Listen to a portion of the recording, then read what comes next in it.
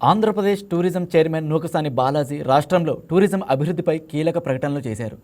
రాష్ట్రానికి దేశ విదేశీ పర్యాటకులను ఆకర్షించేలా కొత్త ప్రాజెక్టులు, ఇన్ఫ్రాస్ట్రక్చర్ అభివృద్ధి కార్యక్రమాలు చేపడుతున్నామని తెలిపారు. టూరిజాన్ని రాష్ట్ర ఆర్థిక వ్యవస్థలో ముఖ్యమైన రంగంగా తీర్చిదిద్దేందుకు ప్రభుత్వం కట్టుబడి ఉంటుందంటున్న బాలాజీతో మా correspondent Harika face to face. Mangalagiri TDP రాష్ట్ర కార్యాలయంలో ప్రెస్ మీట్ ఏర్పాటు చేయడం జరిగింది. టూరిజం చైర్మన్ నూకసాని బాలాజీ గారు మనతో ఉన్నారు. ఆయన అడిగి తెలుసుకుందాం.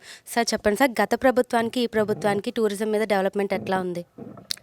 నక్కకి నాగలోకానికి ఉన్నంత తేడా. గత ప్రభుత్వం ఏ రోజు కూడా టూరిజం అభివృద్ధికి చర్యలు తీసుకున్న దాఖలు లేదు.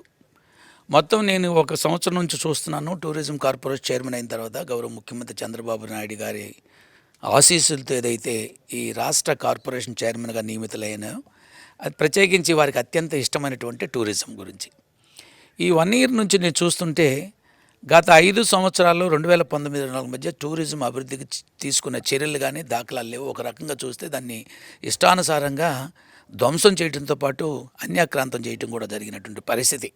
దీనన్నింటిని కూడా మేము మార్పులు చేస్తూ ఇవాళ చంద్రబాబు నాయుడు గారు తీసుకున్నటువంటి ప్రత్యేక చొరవ వలన ఇటీవల వైజాగ్లో జరిగినటువంటి కన్ఫెడరేషన్ ఆఫ్ ఇండియన్ ఇండస్ట్రీ సమ్మిట్లో 19,000 కోట్ల రూపాయలతో టూరిజం ఇన్వెస్టర్స్ వచ్చి టూరిజం అభివృద్ధికి చర్యలు తీసుకున్నట్టు పరిస్థితి. దాంట్లో ప్రధానమైన భాగం టూరిజం ఎంప్లాయ్మెంట్ జనరేషన్ కాకుండా వివిధ రంగాలకు కూడా, అంటే దాంతో అనుబంధంగా ఉదాహరణకు ఒక బీచ్ కానీ, ఒక రిసార్ట్ కానీ, ఒక పెద్ద హోటల్ రంగం వస్తే దాని పరిసరాల్లో చిన్న షాపులు కానీ, చిన్న రెస్టారెంట్ లేదా బంకులు కానీ, రకరకాల చిన్న బిజినెస్ జరుగుతుంది. దాని ద్వారా ఎంప్లాయ్మెంట్ జరుగుతుంది, జీవనోపాధి జరుగుతుంది. సో జీవనోపాధితో పాటు ఇట్లా ఎంప్లాయ్మెంట్ జనరేషన్ అవుతుంది. దాన్ని ఇప్పటి నుంచి ఈ 21 నెలల కాలంలో అత్యద్భుతంగా